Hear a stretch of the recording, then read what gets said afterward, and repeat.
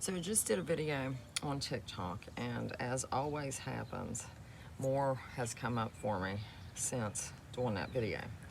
So let me reiterate. So ever since I was a little girl and first discovered what abortion was, I thought, well, why in the hell is that allowed here? I mean, that's murder. It's morally wrong. And then you come to find out now that the Roe versus Wade, the whole court case was a lie. The woman lied. There was no sexual assault, there was no need for an abortion, etc. So therefore, it should have never been legalized because it was legalized based on that, and that was all a lie. But it was legalized so that Planned Parenthood could get all kinds of money. It had to do with eugenics, population control, etc. Here's another reason.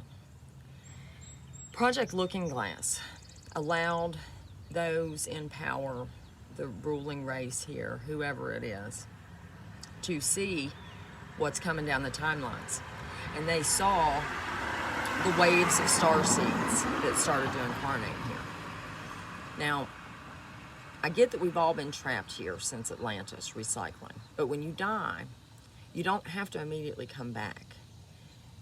Like, a lot of us that have incarnated here probably haven't incarnated in hundreds of years.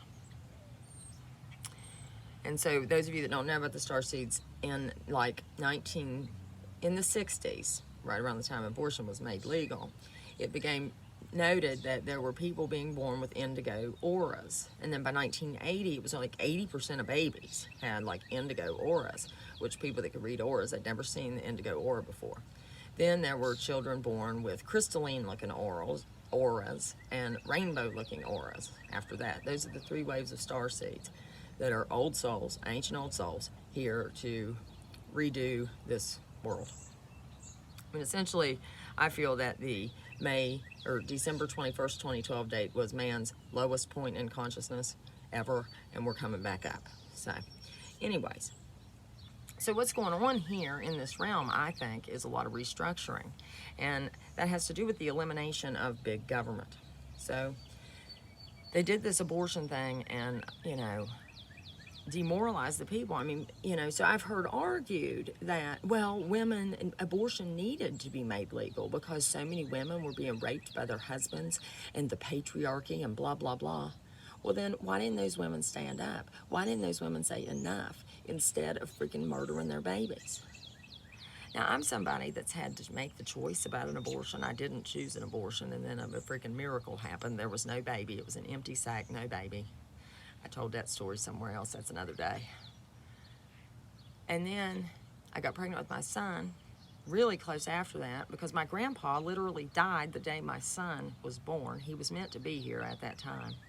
He was meant to be here 6 months earlier, which is why my grandpa spent 6 months in hospice. But my second child, story with her is my ex-husband wanted to have another baby. And I'm like, really? You want to bring another baby into this? Okay. And so I was like, okay, I'll tell you what. I was 30, and I told him I wanted my tubes tied. And he was like, well, I wanted to have another baby. And I was like, well, I tell you what, I'll give it till 32.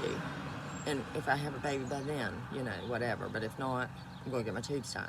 And so then I tried to avoid having sex with him. I think we had sex once in 2011. Her name is Charlotte. She came when she was meant to. So then, when I had Charlotte, I was on the operating table, and they're like, oh, we don't have the paperwork for your tubal ligation. Which I question now because I remember signing that paperwork and they wouldn't perform it. Come to find out, affluent white women, which I was at the time, they get encouraged not to tie their tubes. This is all part of the eugenics and the abortion thing. Because they want more wealthy white children being born, and then they encourage tubal ligations, even perform secret, unconsented tubal ligations in impoverished areas and minority areas, which is bullshit. So anyways, I had my third daughter my second daughter, when she was meant to come. I mean, I'm telling you, these kids came when they were divinely timed. And I don't think it's our place to play God. I don't think it's our place to say that creation has made this creation and we don't want it, so we're going to take it. No, it's not how it works. If you don't want, I mean, you know, and the sad thing is I've known many women that have had 2 and 3 and 4 abortions. I'm not kidding you. They literally looked, when I was in college, there were girls that did it for birth control. And that's what needs to stop. I mean, you know, so anyway, so abortion was legalized to block the incarnation of starseeds, which there's a huge line of spirits waiting to get into this realm. And if you're aborted, you got to go all the way to the back of the line. I've heard that repeatedly. And then, you know, it was done. I mean, it's just completely demoralized the people. And so then, you know, it's big government. I mean, government works best on the local level, because what works for me here in West Virginia is not going to work for somebody in Canada necessarily. I mean, there could be geographical climate issues. There could be all kinds of problems. Who knows? And that's why you want it back at the local level. You can still get an abortion. There are still states that are going to allow an abortion. You might have to take a little bit more time and effort and make an overnight trip to go get one. I think you should have to do that if you're going to commit murder. It's freaking murder. I don't know how we don't see this. Because if that child were left undisturbed to grow in the environment that it's in, it would come out a human.